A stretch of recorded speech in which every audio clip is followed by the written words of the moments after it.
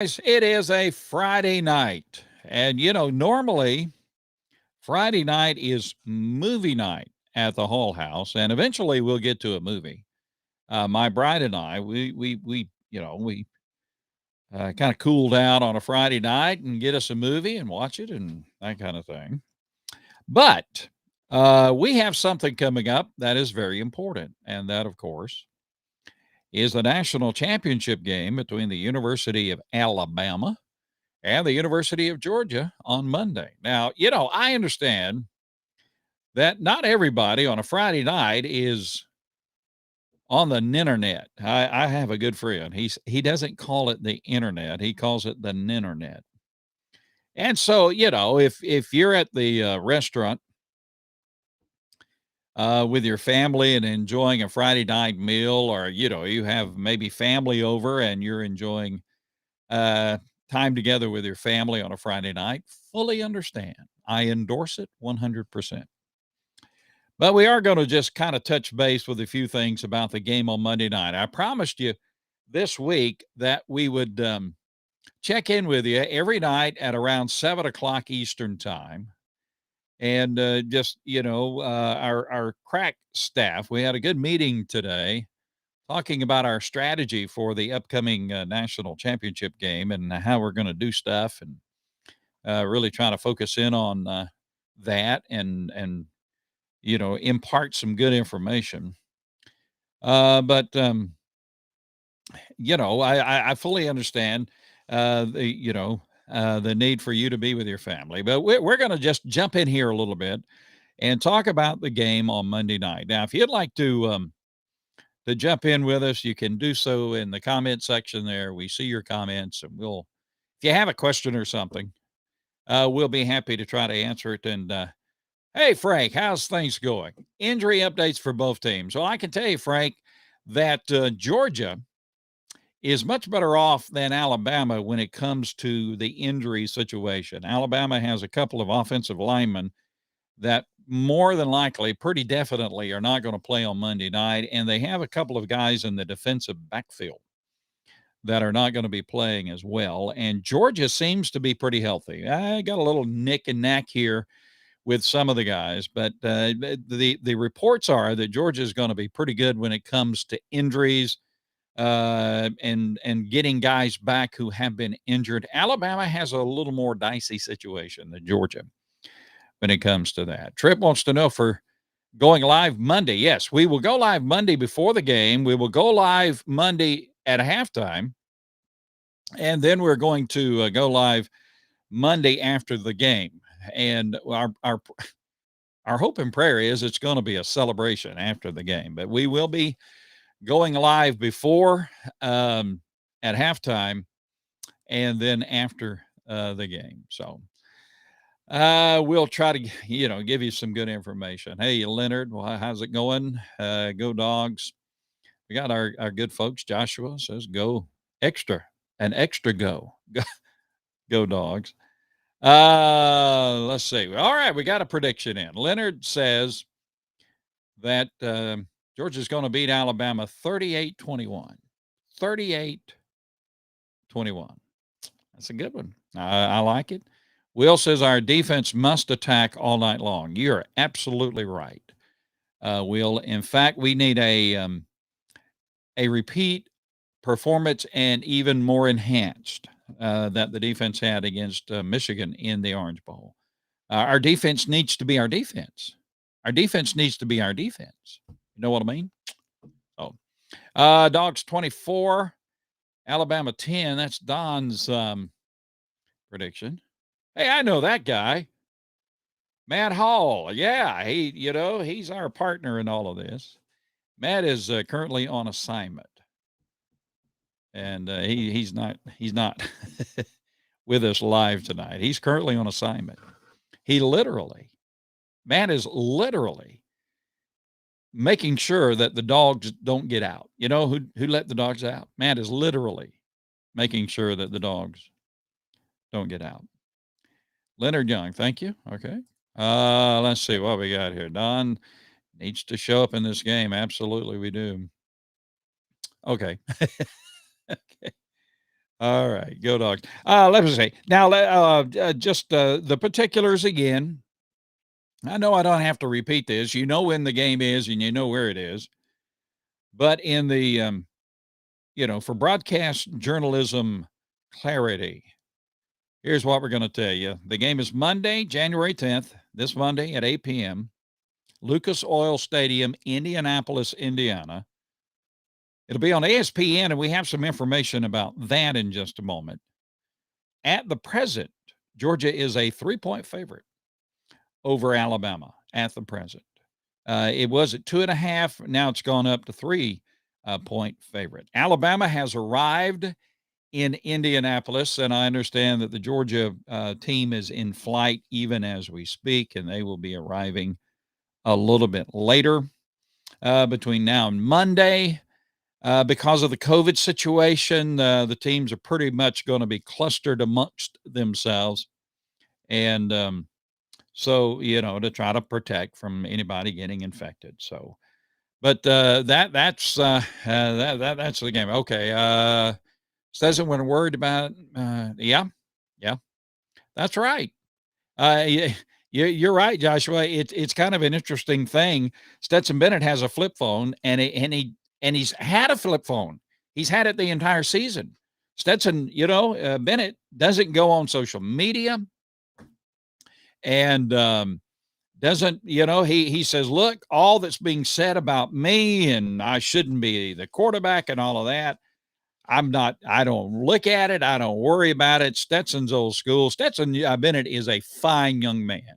He really is a top quality individual. He's loved by the coaches. He's supported by the players. And I hope he steps up. And I hope Georgia wins the national championship. And I hope some movie company comes and says, we want to make the Stetson Bennett story, because it would be quite a story. What a way to do that. Let's see what we got, Don. Don says at 11:05 on Monday we will be national champions. I hope so. That's what we're hoping. Now, here's some broadcast. ESPN, they're having what is called a mega cast feed. ESPN is, which means you can watch the game on ESPN, but there's a lot of other ESPN related outlets that are offering a lot of ways that you can watch the game. Now you're going to have to go to ESPN, their website, and find out everything they're doing and where you can go on the ESPN networks to see this, that, and the other. The thing I noticed was this: the SEC network will be carrying the game, and it's kind of interesting. In the first half, the SEC network will carry the Alabama radio feed for the first half of the game. In other words, you can watch the game on the SEC network and hear the Alabama announcers, Eli Gold, John Parker Wilson, Rashad Johnson. You can listen to those guys as you watch the game. That's the first half at the SEC network. And then during the second half, you can watch the game on the SEC network and listen to the Georgia announcers, Scott Howard, Eric Zier, and DJ Shockley. So, and you can watch ESPN, and you can have Fowler and Herb Street. That's the main feed on ESPN. But then you have different ESPN outlets. You have different things. They have some kind of film room thing where you got Jimbo Fisher and his staff, breaking down the game on one of the ESPN networks. But if you want to watch, if you want to watch the game on the SEC network, you can listen to the Alabama radio announcers in the first half, the Georgia radio announcers in the second half. So here's my plan. Unless somebody calls me and says, Brother Chris, we have a private jet waiting for you to take you and Matt and your family to Indianapolis to see the game. And, we're going to take you right to the stadium. Unless somebody calls me with that, here's my plan. I'm going to watch ESPN the first half, and then the SEC network the second half. That's the plan, unless I get caught on jury duty, which I have to go to jury duty on Monday morning. All right, Stephen Hill, go Dogs. Let's see. Matt says, "Yep, there you go. Absolutely." Hey, Miss Deborah, go Dogs. This is our year. Um, why would we do that?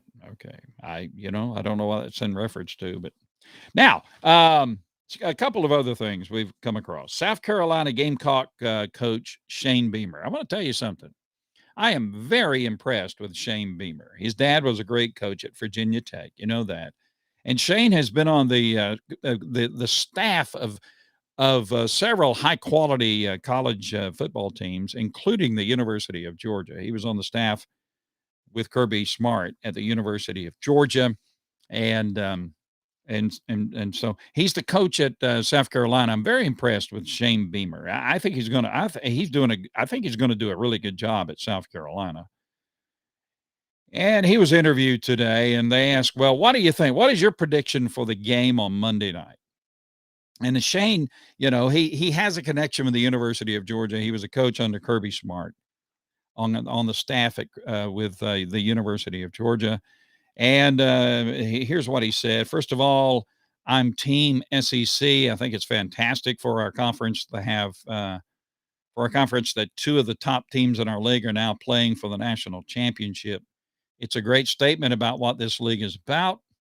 I had a lot of confidence in Georgia going into the SEC championship game, and I do for this game as well. So Shane Beamer is saying that Georgia's going to win over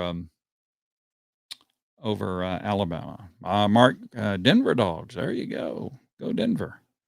I talked with somebody who has a history with Denver today. Not going to reveal that. Maybe one of these days we will. But yeah, go Denver. Also, Steve Spurrier. Stop him with a hobnail boot, going old school. That's what I'm talking about. And, Larry Munson, he made that call when Georgia beat Tennessee. We stopped him with a hobnail boot. He later admitted he had no idea what a hobnail boot is. I don't either, but he later admitted it. It just, when you're an announcer, when you're doing what we do, when you're in media, sometimes things just, boom, come out. And, and that would, only Larry Munson could say something like that and get away with it. Go you hairy dogs. There you go. Steve Spurrier, for me, for a long time, I pulled for the University of Georgia, and I pulled against anybody who was playing against a Steve Spurrier coach team at Notre Dame. Whoever was playing against Steve Spurrier and his team at Notre Dame, I pulled for the other team, and I was pulling for Georgia. Of course, that's just how football fans are. There are certain teams that, we don't want. Anyway, Steve Spurrier, he was asked who he thought was going to win the game on Monday night.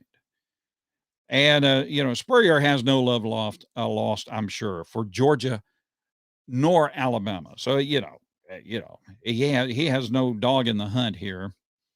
But Spurrier has been bullish on the title chances for Georgia all season. And he said the first result in the SEC championship game does not dissuade him from that thinking. And so Steve Spurrier is picking Georgia to win on Monday night. He said, and I quote, "They're due for the football gods to maybe smile on them this time." So Shane Beamer and Steve Spurrier making their choices. Yeah, the Ferguson household. You got to excuse them. They're Roll Tide.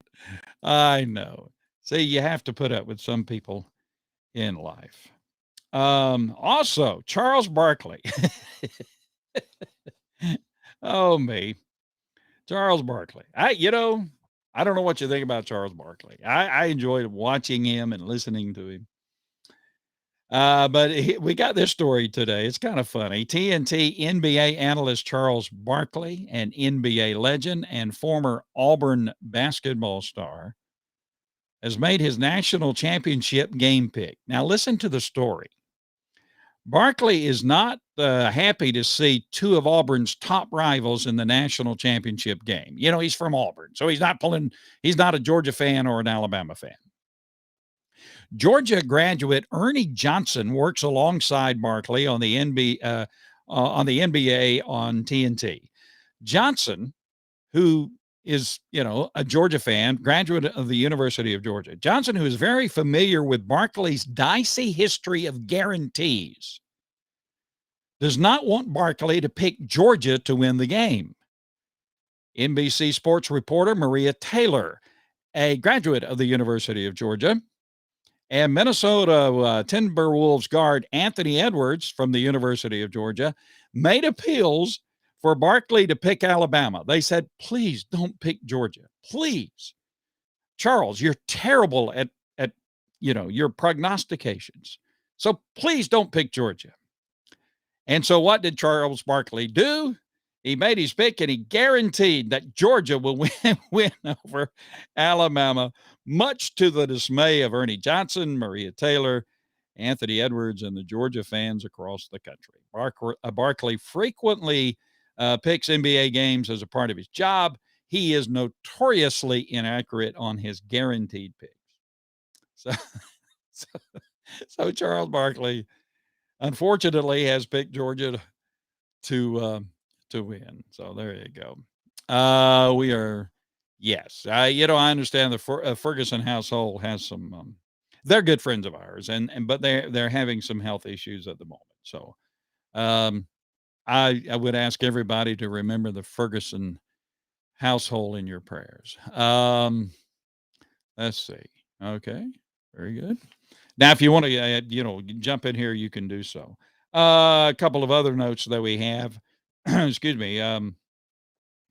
Okay, the continuing saga of Caleb Williams, top recruit in the class of 2021, starting quarterback for the University of Oklahoma. Didn't start the season as the starter. Spencer Rattler, who was a Heisman favorite, started the season as the starting quarterback at Oklahoma. He lost that job to Caleb Williams. Rattler now has gone to South Carolina through the transfer portal. And Caleb Williams, the starting quarterback for Oklahoma, says he is entering the transfer portal. So Oklahoma's losing two of their quarterbacks. And so there's a lot of speculation about where Caleb Williams is going. And I checked on this today. It continues to be persistent that Georgia is the favorite for Caleb Williams. The favorite destination continues to be the favorite destination for, the favorite for Caleb Williams to wind up at the University of Georgia. And a lot of it has to do with an NIL deal. Now, if you say NIL, a lot of people say, what? What? Name, image, and likeness. College players now can sign deals to use their name, image, and likeness to promote things, to promote whatever products and that kind of thing. Now, before this season, they couldn't do that, changing the NCAA rules. And so you have NIL deals going on. And the speculation is that Caleb Williams may have $1 million, $1 million NIL deal in place associated with the University of Georgia. And so it could be that he's coming to Georgia. Now, none of that is confirmed. None of it is. So we'll have to wait and see. Don says he's going to Auburn. I hope not. There you go. So, anyway, so here, kind of interesting. So here's the quarterback room next year for the University of Georgia as it stands at the moment. You have Stetson Bennett, who has another year. He's a senior, but he's He's eligible for another year because of all that pandemic stuff. Stetson Bennett, JT Daniels is just a junior. He can come back. Carson Beck, Brock Vandegrift, and Gunnar Stockton. Now that's not too shabby of a quarterback room. But you got a lot of young guys there. And so here's the speculation. The speculation is this, that out of that group, you'll lose JT Daniels and Carson Beck. The speculation is that Daniels will either go to the NFL draft or go into the portal, and Beck will do the same. And so you might lose Daniels and Beck. Bennett may, he may, especially if they win, Georgia wins on Monday, he may say, okay, that's enough. And so Caleb Williams certainly would have a room in the quarterback room at the University of Georgia. So, it used to be that you would sign a quarterback, one a year, and then the guy would be ahead of you. And if you were behind him, then, you would just wait your turn. But that's not the way it is anymore. The transfer portal now, a lot of these guys, if they don't get to play, they're gone. And basically it's a free agency and they can go where they want to go. So anyway, we'll keep an eye on that. Caleb Williams, Matthew says we'll take him. He's a very talented young man. Timmy Morgan, Georgia wins 24-17 over Alabama. Okay. I've been looking at a lot of the stories coming into the game on Monday night. And so I kind of, looked at them, and one of them I completely agreed with. I'm just going to run through it right quick. 3 keys to victory for the University of Georgia. 3 keys. And we talked last night about, we had 4 keys, but the keys have changed. Well, they're basically the same, but 3 keys for a victory for the University of Georgia. Number 1, stop explosive plays downfield. Stop it. That old Bob Newhart skit where Bob Newhart, if you don't know who Bob Newhart is, he's an actor. Google him. He did a comedian. He did a comedy skit on, I think, the Carol Burnett show. I'm showing my age. Where he was a psychiatrist, and this lady comes in and started talking about all of her problems. Then he says, well, I've got a solution for you. Stop it. And so what Georgia has to do is we have to stop it. Stop the explosive plays downfield. Don't let Bryce Young do that thing. Don't let Jameson Williams get behind your defensive backs. Stop it. No explosive plays downfield. That's key number 1. Key number 2 is contain. And then when you get through doing that, contain some more. Don't let Bryce Young be Bryce Young. Boom. That's key number 2. Key number 3 is win the turnover battle. Yep. If you do those things, if you don't allow Alabama to have the explosive plays, and you have a few yourself, talking about Georgia, if you contain Bryce Young and the running back, Robinson, for Alabama, if you contain the Alabama offense, and if you win the turnover battle, there you go. Those are 3 pretty good keys for victory. Timmy says George Pickens. Okay. Yep. Pickens, I think, is doing well. I think Pickens is pretty much healthy. James Cook. I love James Cook. I agree with you. Matt says we got to stop the wide receivers, get after Young. UGA Natty championships. Champions. There you go. Just a couple of other things here on a Friday night. Recruiting is still out there. Recruiting is still out there. The traditional recruiting signing day is February 2nd. And recruiting is going on. And now this transfer portal thing, it has gone crazy. It has gone absolutely crazy. Bo Nix from Auburn's now at Oregon. And, you got all of this. You got the thing. But recruiting is obviously still important. And there are still guys out there making decisions on where they're going to play college football. Right now, the rankings are Texas A&M. Texas A&M has had a strong recruiting season, and they're going to finish, no doubt, probably number one with the number one recruiting class. And the portal, they've just gotten stronger through the portal. Alabama number 2, Georgia 3. These are the rankings from 247 Sports. Georgia could overtake Alabama in the rankings. But, 2 or 3, either one's great. Then you have Ohio State, Texas, Penn State, Notre Dame, North Carolina, Michigan, and Oklahoma. Let's see what we got here. We got Steve, game plan on defense. Yep. Yeah, it was. We just didn't play. We just didn't play. Let's see. Start fast, finish strong. I got you. The last time the University of Georgia won the national championship was 1980. Now I was around in 1980, and I do remember the game in the Sugar Bowl. University of Georgia and Notre Dame, 17-10 victory for the University of Georgia, securing the national championship in 1980. Herschel Walker had 150 yards rushing. He was the player of the game. 1980. So from 1980 to this year, 1980 to this year, it's been a long time. What do you think the scores are going to? Okay. I've thought a lot about this. My prediction on a score. I think Georgia has to score at least 35 points. I think they do. I think they have to score at least 35 points. And I think our defense, the defense of Georgia, has to limit Alabama, obviously, to less than 35 points. I'm thinking Georgia 35 and Alabama 21. 35, 21.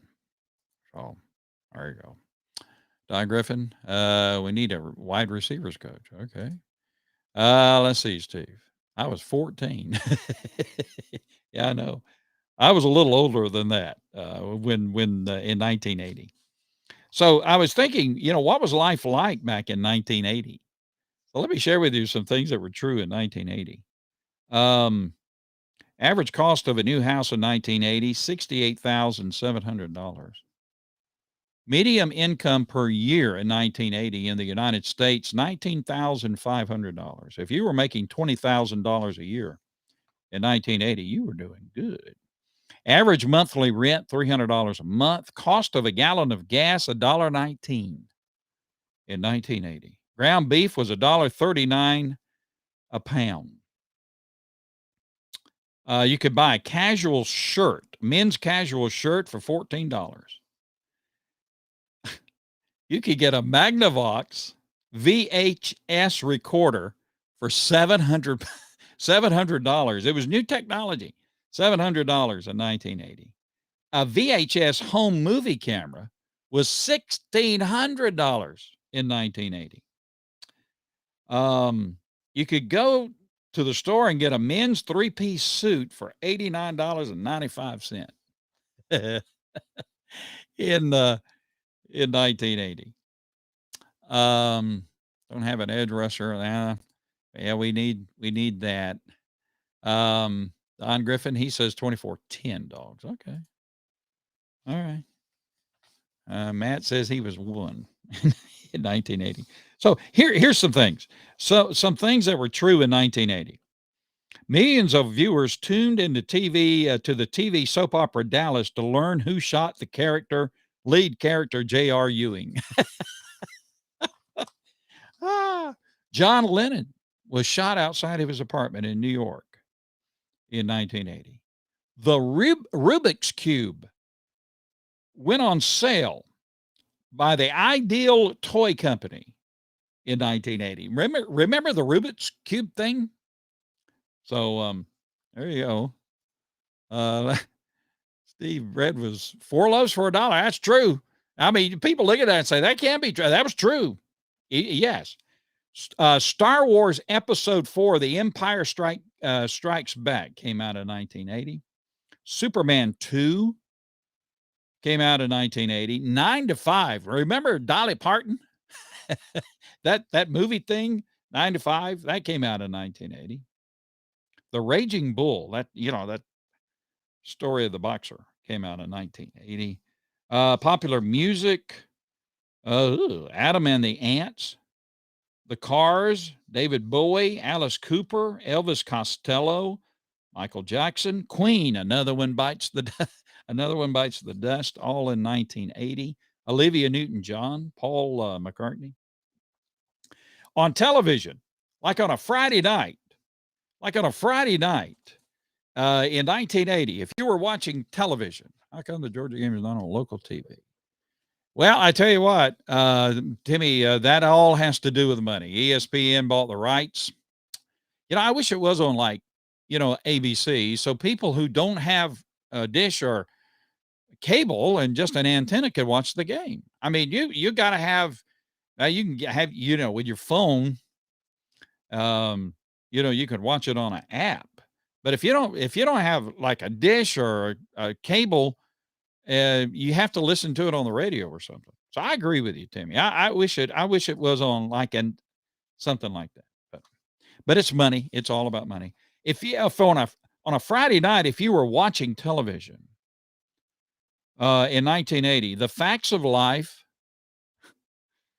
Dallas, The Dukes of Hazzard, that's what, just a good old boy, right? And Chips. Remember the guys on the motorcycle? Chips. There you go. In 1980, domestic camcorders became available in Japan. The first fax machine was introduced. In Mexico, the first ever natural birth in captivity of a giant panda happened in 1980. The release of the Pac-Man arcade game occurred in 1980.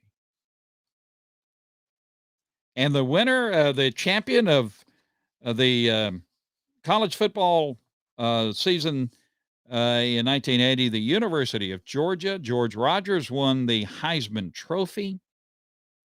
Vince Dooley was the coach of the year. In the preseason, Ohio State was number one. The final AP final number one was the University of Georgia. Georgia beating Notre Dame in the Sugar Bowl 17-10. I remember it well. True freshman Herschel Walker, who won the Heisman Trophy, I think the next year, 1981, I believe, or 82, one of them. True freshman Herschel Walker, must have been 1981, I guess, that he won the Heisman. Rushed for 150 yards. He was named the Sugar Bowl MVP. Scott Warner, great defensive back for the University of Georgia, had several key plays, including a late game interception that sealed the win for Georgia. So there you go. And the quarterback for Georgia was Rex Robinson. Remember that? There you go. Steve Highland, back in 1980, we went to the Piggly Wiggly. Yep. Yeah, ESPN pays the big bucks. I don't know how much they pay, but they pay the big bucks. But I do wish, it was on I don't know, what do you call it? Popular TV, I guess, or network TV or something that people, if you just have an antenna, you can watch it. It seems like, and I think the World Series should be the same thing. But I don't know. I'm old school, and they assume that most people either have a dish or own a cable or, that kind of thing. So there you go. All right. Well, we're going to get out of here. It's a Friday night. You guys don't need to be hanging around with me. Jeopardy's about to come on. Wheel of Fortune just has gone off. So anyway, it's a Friday night. Okay. We'll try to do something again tomorrow night if there's news to share. Yeah. Herschel won his Heisman in 2021. So we'll look around, see if we have anything to share for tomorrow night. Now we're counting down the days. I'm ready. Go G, go Dogs. Thank you guys for tuning in to today's sports report on UGA Football News on Facebook and Instagram. We just come in here, and we have a lot of fun. And we talk about the game and give you an opportunity to say something. 4:39 on the left coast. Okay, I got you. So you got a little ways to go before you get to the Wheel of Fortune. Oh me. All right. So tomorrow night we'll come in here. We'll have some updates on stuff. I'm sure we'll have some updates on stuff. We'll try to do the same thing on Sunday night. Then on Monday we'll do something before the game. Give you a little break from all that pregame stuff you see on ESPN. And then we'll do a halftime break, and then we'll come in after the game and celebrate a victory for the University of Georgia. Thank you for joining with us. Have a good night. Have a good weekend. God bless you all. Join us again next time here. Jimmy Wyndham. Hey, Jimmy, how you doing, my man? That's my golfing buddy. Go Dogs. Here, you've been a little under the weather there, Jimmy, so get well, my man. And we got to hit the golf course soon. All right. God bless you all. Tomorrow about 7:00, we'll jump in here and do something else, and we'll have fun. Until then, you know how we always close out our show, and we do it this way. Go Dogs. And be sure to join us tomorrow night.